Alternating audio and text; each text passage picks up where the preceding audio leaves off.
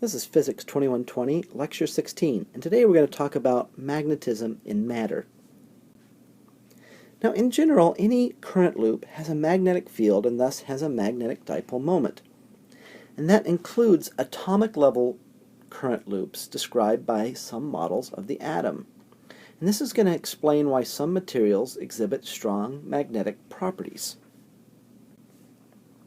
So if I look at a classical model of an atom, I have electrons that are moving in circular orbits. And that orbiting electron then consists of a tiny current loop. The magnetic moment associated with the electron is associated with this orbital motion. And L is going to be the angular momentum of the electron, and then mu will be its magnetic moment. Now this model assumes the electron is moving with a constant velocity and is in a circular orbit, radius r, and travels a distance 2 pi r in a time interval t. So the orbital speed is 2 pi r over the period. The current then is E over the period, which would be EV over 2 pi r. And the magnetic moment, remember, mu is I times A, so that's going to be EV over 2 pi r, and the area is pi r squared. And so the magnetic dipole moment then is 1/2 EVR. And we can express this in terms of the angular momentum of the electron and say that the magnetic dipole moment is the charge over twice the mass of the electron times its angular momentum.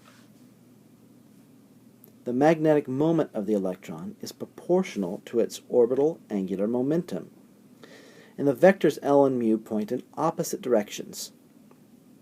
Now, one of the things that we're going to learn in modern physics is that angular momentum is quantized, which means I can only have certain values of angular momentum. I can't have any angular momentum I want in an atom.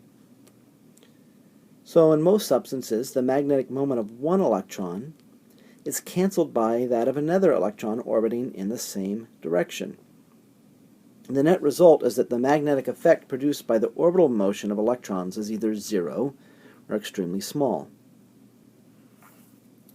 But electrons and other particles also have an intrinsic property called spin that also contributes to their magnetic moment. The electron is not physically spinning, but it has an intrinsic angular momentum as if it were spinning. And spin angular momentum is a relativistic effect, which is really outside of the scope of the course to really explain. But if you think of it, the orbital angular momentum is like the Earth going around the Sun. And the spin angular momentum is like the Earth spinning on its axis. However, an electron has no size, so it can't actually be spinning on its axis, but it behaves as if it does. This is a quantum effect, and we'll learn about that in another course. So the classical model of an electron spin is an electron literally spinning on its axis. And the magnitude of the spin angular momentum is given by S. It's the square root of 3 over 2 times h bar, where h bar is Planck's constant. So the magnetic moment characteristically associated with the spin of an electron has the value E h bar over 2m.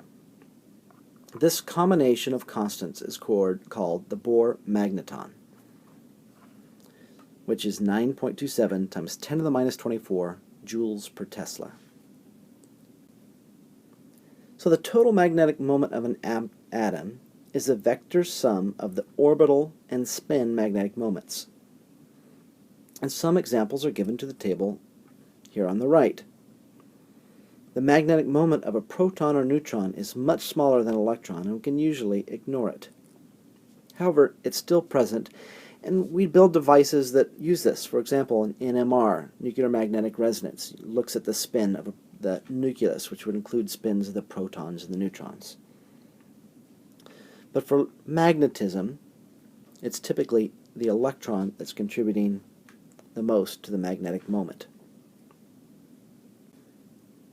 Now, if I have a large collection then of atoms, I can look at the state of the entire substance itself And we describe that by a quantity called the magnetization vector, m. The magnitude of the vector is defined as the magnetic moment per unit volume of the substance. The magnetization vector is related to the magnetic field given by B is mu naught m. So, when a substance is placed in a magnetic field, the total magnetic field around it is the applied magnetic field plus mu naught m, where m is the magnetization of the object. So, for example, a bar magnet, if I want to measure the magnitude of the magnetic field near a bar magnet, it would be the magnetic field due to other sources, for example, the Earth's magnetic field, plus mu naught times m, the magnetization of the bar magnet. Now, magnetic field strength, H, is the magnetic moment per unit volume due to currents. H is defined as the applied magnetic field, or mu naught. So the total magnetic field in a region is expressed as B is mu naught H plus M. And H and M have the same units, amperes per meter. So now we can classify different magnetic substances.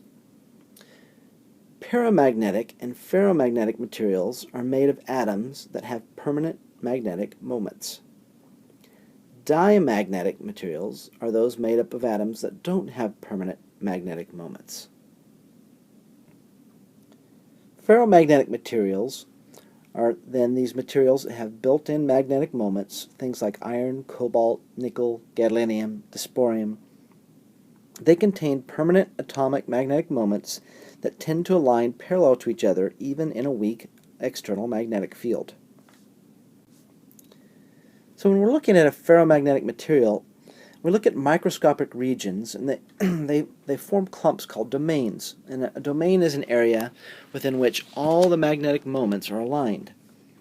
The boundary between various domains that have different orientations are called domain walls. The magnetic moments of the domains are randomly aligned. And if I were to look at this whole system and look at the magnetization, the net magnetic moment would be 0. But now if I place it in an external magnetic field, the size of the domains with magnetic moments aligned with the field grow, and the sample becomes magnetized. Essentially, the ones right on the boundary that don't know whether to go one way or the other, that external magnetic field gives it enough of a push to jump to the one that's more closely aligned, and eventually, as that boundary wall then starts to shift and change, the ones that are not aligned disappear. So, if I place it in a stronger field, the domains that are not aligned become very small, and when the external field is removed, the material may retain a net magnetization in the direction of the original field. Now, how do I get rid of that magnetization? Well, there's something called a Curie temperature. It's the critical temperature above which a ferromagnetic material loses its residual magnetism and becomes paramagnetic.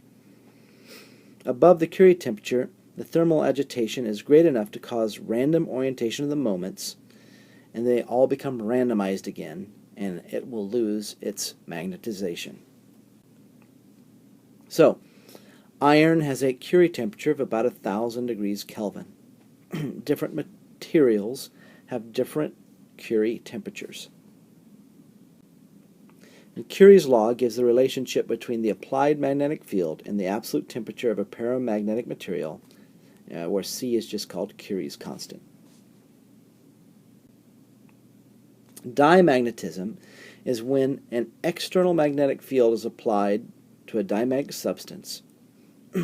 A weak magnetic moment is induced in the direction opposite of the applied field.